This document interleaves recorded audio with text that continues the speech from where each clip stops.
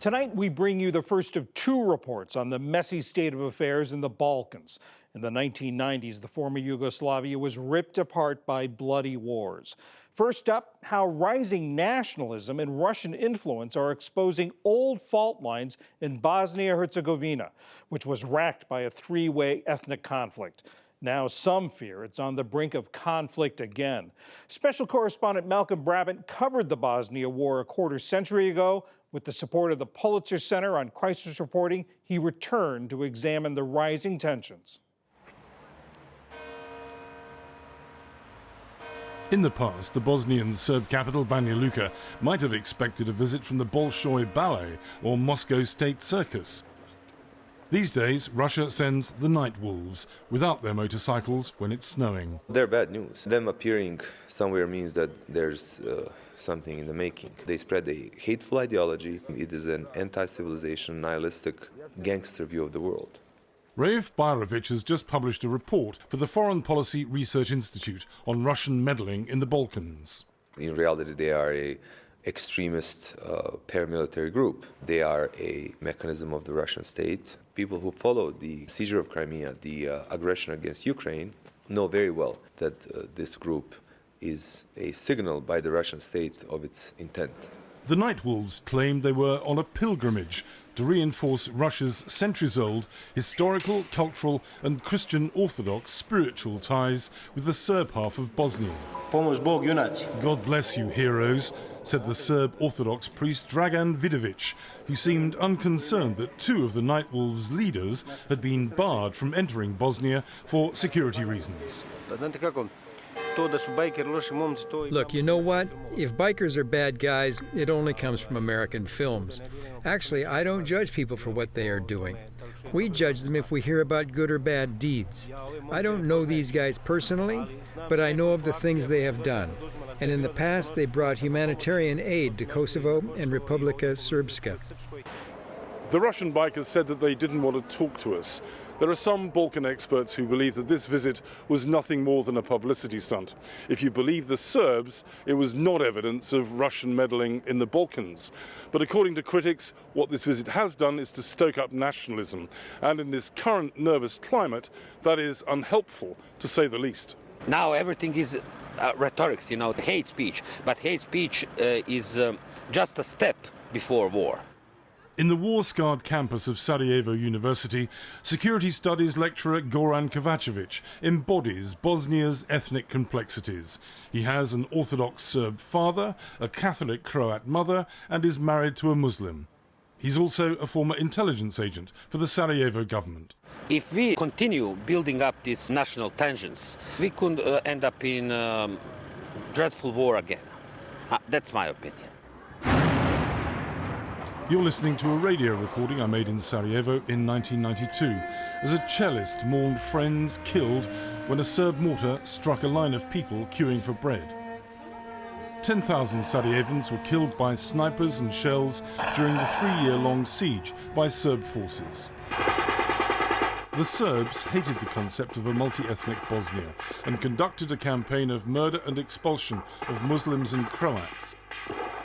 This so-called ethnic cleansing culminated in 1995 with the massacre of 9,000 Muslim men and boys at Srebrenica. The war crime triggered an American-led bombing campaign against the Serbs and a US-brokered peace deal called the Dayton Accord. Dayton froze the conflict lines and effectively created two mini-states. One is called the Republika Srpska, the other is a federation between the Catholic Croats and the Muslims, who now call themselves Bosniaks. This is the man widely perceived as Bosnia's most provocative politician, Milorad Dodik, the leader of the Bosnian Serbs. As this recent television interview shows, Dodik raises the spectre of Republika Srpska breaking away from Bosnia once and for all. Dodik's critics fear secession could lead to war, but he argues it could be done peacefully after a referendum. If there is no agreement on the state level of Bosnia, our main intention is more independence and autonomy for us. I don't know if those in Bosnia and Herzegovina will be smart enough to accept this principle or not, to accept our autonomy in a way that is acceptable for us. That is their problem. But if they think they can force us to believe in Bosnia and Herzegovina, that cannot happen. Under the Dayton Peace Treaty, all three ethnicities have to agree on any government issue. Each group has its own president. Given the nationalist tensions, consensus is difficult to achieve, leading to deadlock and stagnation. The Muslim or Bosniak leader, Bakir Izetbegovic, is disturbed that his Serb counterpart is blocking Bosnia's membership of NATO at the behest of Moscow. Russia is looking for players, the ones who will be on their side, especially in this Slav Orthodox world and populations. And you have them on Balkans. And Dodik is ready to play that game.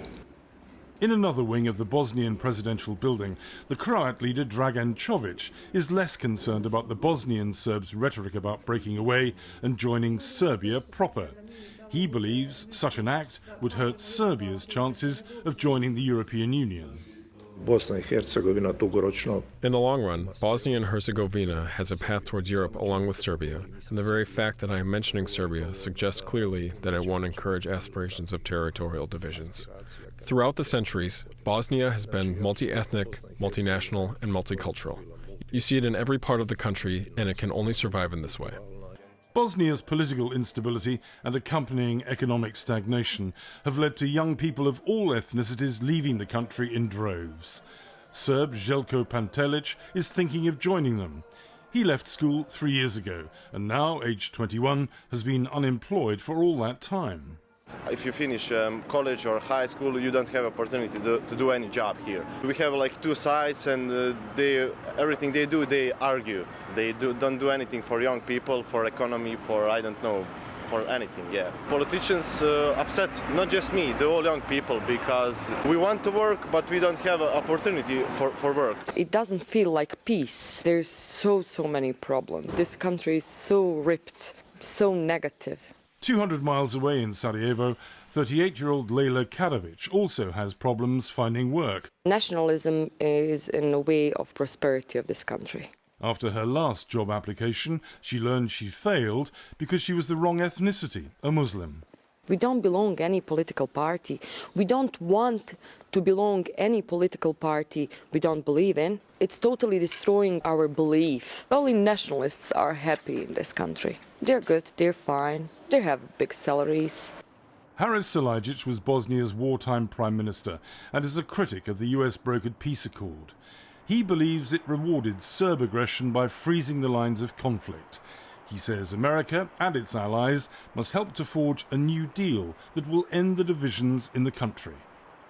What is happening now runs counter to what we know as democracy, because this is a democratic feudalism that we have now. What we would like to see is something different, a normal citizens' democracy. Prior to the Bosnia War in 1992, the Serbs began stockpiling weapons in the hills above Sarajevo. Recently, the Serb police took delivery of several thousand assault rifles, which they insist are essential for anti-terrorism protection. But former intelligence agent Goran Kovacevic is concerned that history is repeating itself. It's not far when we will have a military police instead of civil police. So that's the prefix to war. And everybody are saying we are ready to use this military potential of the police to defend ourselves. Against who, nobody knows, but they are trying to say that Serbians saying that Bosniak will probably attack them. Bosniaks say probably Serbian will make the first move. In Sarajevo, there is a constant reminder that a small spark can start a global conflagration. This is the spot where, in 1914, a young Serb, Gavrilo Princip, shot dead Austria's Archduke Ferdinand, unleashing a sequence of events that led to the First World War. In this, the centenary of the end of that war, Bosnia's Muslim leader says the world must heed the lessons of history. Bosnia and Herzegovina is a meeting point of emotions, of nations. Emotions that lead to Moscow, that lead to the Islamic world, that lead to Europe. So we shouldn't create again whirlpool, as it started from Sarajevo 100 years ago.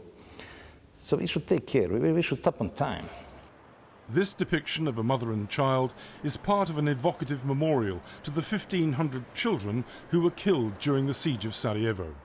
Many Bosnians believe there is no appetite for another war, but as Sarajevo knows all too well, the unexpected can happen. For the PBS NewsHour, I'm Malcolm Brabant in Bosnia.